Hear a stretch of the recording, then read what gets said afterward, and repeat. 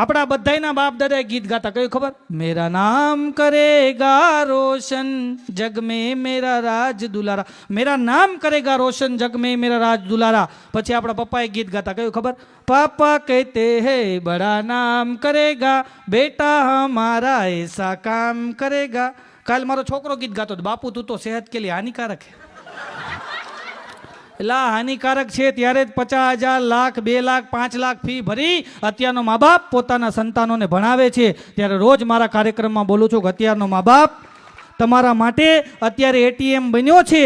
કાલે તમારો મા બાપ વૃદ્ધ થાય ને તો એના માટે આધાર કાર્ડ બનજો, જેથી કરીને એને વૃદ્ધાશ્રમમાં ન જવું પડે. સાહેબ, મા બાપથી મોટું કોઈ નહીં, ભલે ને હોય જલધર કે જગદીશ, સૌ કોઈ નમાવે શીશ માં અંબા આગળ આલિયા. આ ધરતીથી કોઈ વિશાળ હોય ને તો આપણી માં છે, અને આભથી કોઈ ઊંચો હોય ને તો આપણો બાપ છે. આ બેને રાજી કરજો ને, 33 કોટી દેવી દેવતા તમારી ઉપર રાજી થઈ જાય. જેના મા બાપ રાજી એની દુનિયામાં પછી કોઈ ન બગાડી શકે બાજી. સાહેબ, માં એટલી દયાળુ હોય છે. અમારા મનોહર રાણા તો ન્યા સુધી લખે છે કે અંધેરા દેખ તેરા મુંહ કાલા હો ગયા, मेरी माँ ने आंखें खोल दी घर में उजाला हो गया, और इस कदर मेरे गुनाहों को धो देती है. माँ जब बहुत गुस्से में होती है तब रो देती है, माँ जब बहुत गुस्से में होती है तब रो देती है. किसी के हिस्से में दुका आई, किसी के हिस्से में मका आया, मैं घर में सबसे छोटा था, मेरे हिस्से में माँ आई. સાહેબ, માથી મોટું કોઈ નથી, કારણ કે મા દીકરાને કાંખમાં બેસાડે, મા દીકરાને કાંખમાં બેસાડે અને બાપ દીકરાને ખંભા ઉપર બેસાડે. શું કામ? મા દીકરાને કાંખમાં એટલા માટે બેસાડે કે હું જે જોઉં એ મારો દીકરો જોઈ શકે, હું જે જોઉં એ મારો દીકરો જોઈ શકે. અને બાપ દીકરાને ખંભા ઉપર બેસાડે. શું કામ?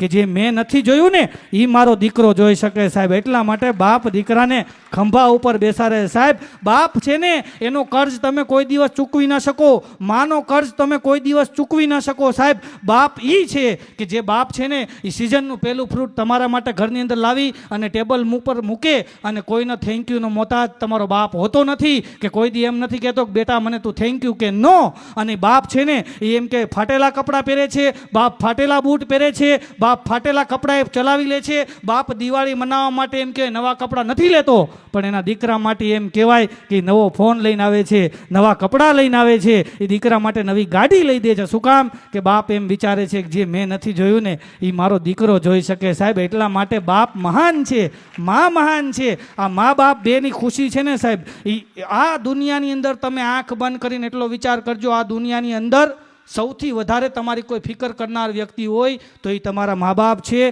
આ બે જ વ્યક્તિ તમારી ફિકર કરે, બાકી દુનિયાની અંદર કોઈ તમારી ફિકર કરવા માટે તૈયાર નથી. પણ તમે આંખ બંધ કરો ને અને તમારા મા બાપને એમ થાય કે મારો દીકરો અત્યારે ક્યાં હશે. તમે ઘરે જાઓ તો મા તમને પૂછે બેટા કંઈ ખાધું, બાપ તમને પૂછે કે બેટા ફિકર ન કરતો હું બેઠો છું, તો ઉપાધિ ન કરતો બાપ પૂછે. સાહેબ, અને એક બાપ કરોડપતિ બાપ, અબજો રૂપિયા એની પાસે, અને એકનો એક દીકરો, અને બાપને વિચાર આવ્યો કે હવે મારે મારા દીકરાને બધું હોપી દેવું છે. એટલે એના બાપે 60 વર્ષની ઉંમરમાં રિટાયરમેન્ટ લઈ એના દીકરાને મોટી ઓફિસ, મોટી સલ્તનત હોપી દીધી. સાહેબ, મોટી, એ એમ કહેવાય કે 6 માળની બિલ્ડિંગની અંદર 250 જેટલા માણસો કામ કરે, અને બાપે એને એમ કહેવાય બધી પ્રોપર્ટી એના દીકરાને સોંપી દીધી, અને બાપ એમ કે સેવાના માર્ગે લાગી ગયા.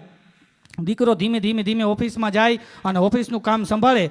6 મહિના પછી બાપને વિચાર આવ્યો કે લાઈને મારા દીકરાને જરાક મળતો આવું. એટલે ઓફિસની આગળથી નીકળ્યા, 6 માળની ઓફિસ હતી, 6ઠા માળે જઈ અને દીકરાની ઓફિસમાં ગયા ને તો બડે આમ કહેવાય કાચની ઓફિસમાં છોકરો અંદર બેઠો હતો. જેવો દરવાજો ખોલ્યો ને એટલે એમ કે ફરતી ખુરશીમાં છોકરો પગ ઉપર પગ ચડાવી અને આરામથી હુકુમત ચલાવતો હતો. અને ત્યારે અમારા સાંઈરામભાઈ શબ્દો લખે કે બડે ही ठंड कमरों से हुकूमत में चलाता हूँ, बड़े ही ठंड कमरों से हुकूमत में चलाता हूँ, क्योंकि इसके पीछे मेरे बूढ़े बाप ने पसीना बहाया है. સાહેબ, જ્યારે બાપ પસીનો પાછળ પાડે છે ને ત્યારે દીકરો અહીંયા પહોંચે. સાહેબ, એટલે બરાબર એમ કે છોકરો પગ ઉપર પગ ચડાવીને બેઠો છે, બાપ ઓફિસની અંદર આવે છે અને દીકરાના ખંભા ઉપર હાથ મૂકી અને દીકરાને કહે છે બેટા આ દુનિયાનો સૌથી શક્તિશાળી તાકાતવાર વ્યક્તિ કોણ?